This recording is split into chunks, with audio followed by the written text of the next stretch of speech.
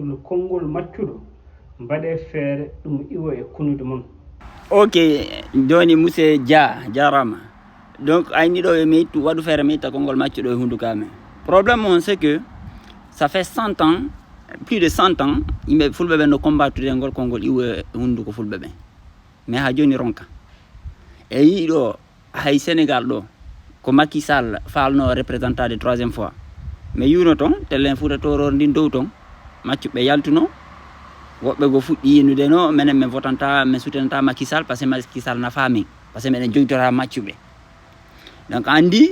chaque fois que nde fulɓe ɓen heeɓi probléme blocage ko on point ɗon ko on ɗo woni point faible communauté o. Donc au lieu ubbugol goɗɗum suuɗa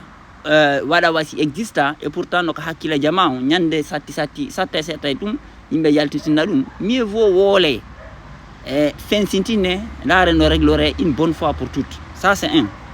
Deuxième point on o waɗi iwdi maccuɓe o waɗi maccuɓe ma ɗum iwdi maccuɓe min tigiri ɗo komi iwdi korɗo faami. Donc ça veut dire que ittengol konngol ɗon ça veut dire que en gros ko mi efface histoire am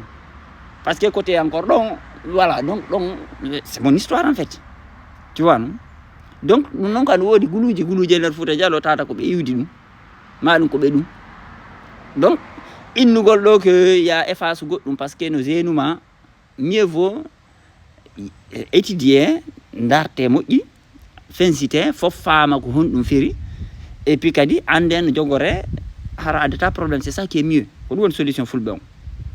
Sa ƴetti ɗo Burkina landuɗa Ramafaso lando mo ko honnum ɓe waɗi fi faiblisinugol fulɓe ɓen Burkina. Sawi fulɓe no ware ƴakke nder Burkina ko on ko à travers on affaire probléme maccuɗo e rinɗo ton ɓe na rimɓe rimayɓe ko ɗon ɓe ɓisi ko ɗon mosinkoɓe ɓen ɓisi liɓi ɓe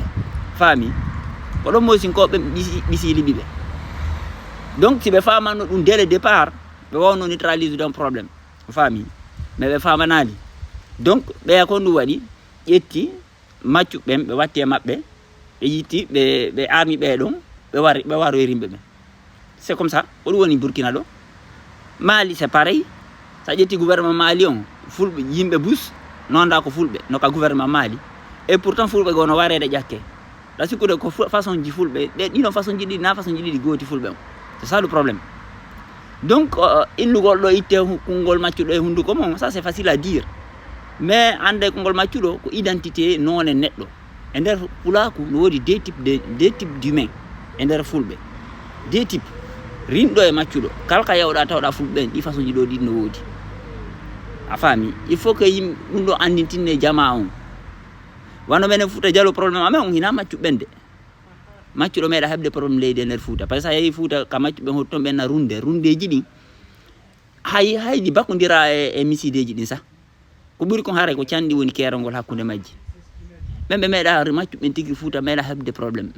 leydi ma ɗum goɗɗum goo voilà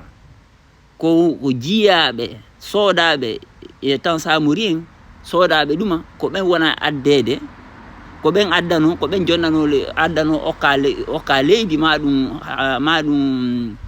ɗum luuɓa leydi ka ɓe rema.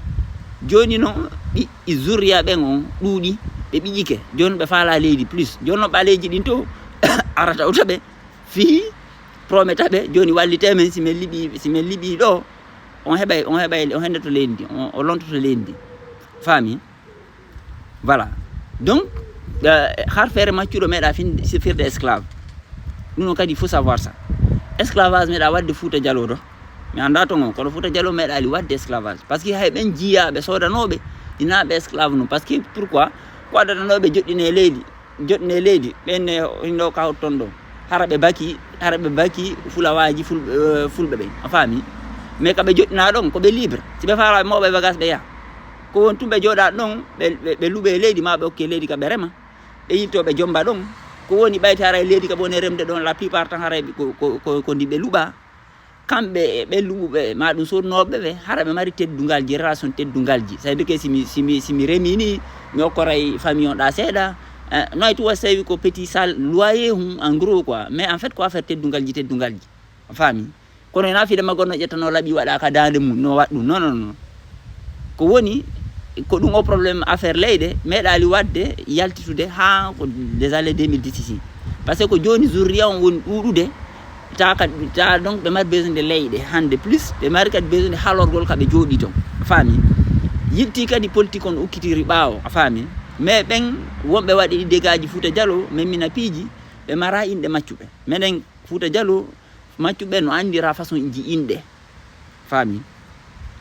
jiya ɓen no mari façon ji inɗe jiya ɓen ko inɗe ɗe jeyduɗe ngene maninka e soso ko ɗen inɗe ɓe jogui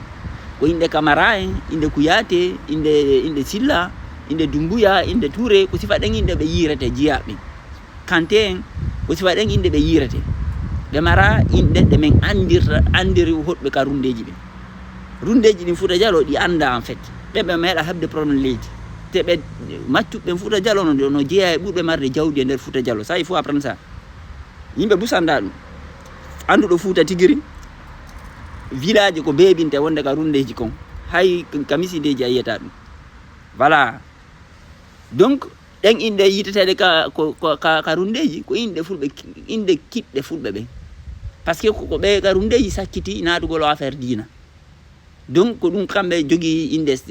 inde yettoje maɓɓe ne déjà foof ko pullo yettoje pullo ko Diallo en So en Bari en Balde en ko ɗen yettoje tum ɓe jogui yilti ɗon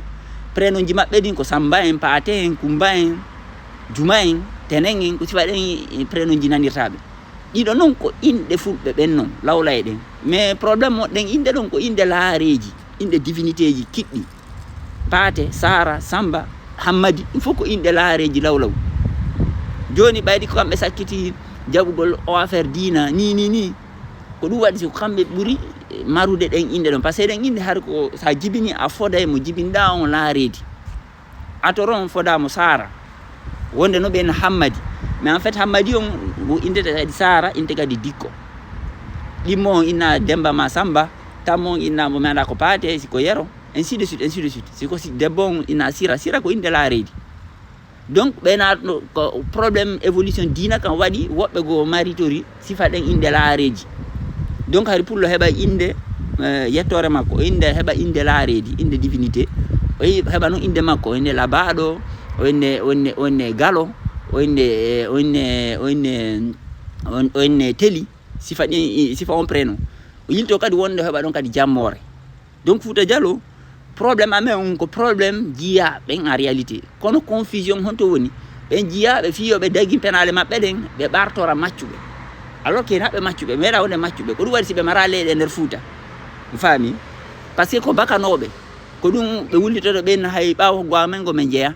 par ce que justement mama maɓɓe ɓayde sodama wernama hari kañum tum donc jonna noon ka leydi jandudi ko ɓeru ka remayno tum marno joni noon zurriya on iwde ni ɓe ɗuuɗi ɓe tiiɗi ɓe faala noon heɓde espace joni kaɓe fonto mais stratégie mo ɓe ƴetti on ko stratégie mo ɓaleji colonise uɗi ɗi wonɓe sondade innugol wallite mais si min liɓiɓe on hetta e leydi ndi ça marche pas comme ça voilà mais normalement ko wawno waɗe des négociations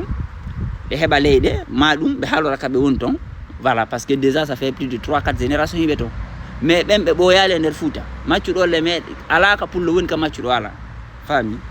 kala ka pullo woni maccuɗo no woodi rinɗo no woodi ma ɗum inne Dimo Dimajo ma ɗum inne rinɗo e rimayɗo kala ka fulɓe woni ɗum noon ko noneji ɗiɗi calɗi ɗiɗi fulɓe ɓenni faami donc minen ko andi men Fouta Diallo ko hentingol on probléme ina continuigol ubbugol mo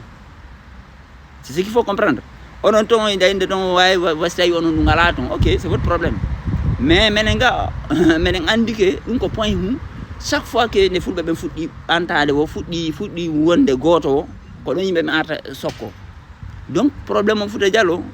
maccuɓɓen ɓe mara un vrai probléme ɓe mara probléme de rundeji ɗin ɓe mari leyɗe maɓɓe en fait ɓe mara on question ala hay ka par ce que ɓe mari zone ji maɓɓe ɗin en vrai a faami maccuɗo luttodir maccuɗo wona en guerre avec rinɗo e nder Fouta ko iwdi jiyaɓe inde ɗe yirtaɓe toon men ko Koulibaly en Kanté en Doumbouya en ainsi de suite woɓɓe go sans uno inde mum par ce que hari a ƴetta inde soɗɗo maw mais hande ɓe artirde inde maɓɓe nen ɓe itta inde fulɓe ɓe donc ko ɗon woni affaire on koyo faame ñawde ina innugol ubbay itte har ferne hunduko mon ça sert à rien c'est pas ça la solution te min numa ɗo probléme ji ka fulɓe heɓi toon fof fayda koye au point ɗo ɓe natira voilà mi arta e deuxiéme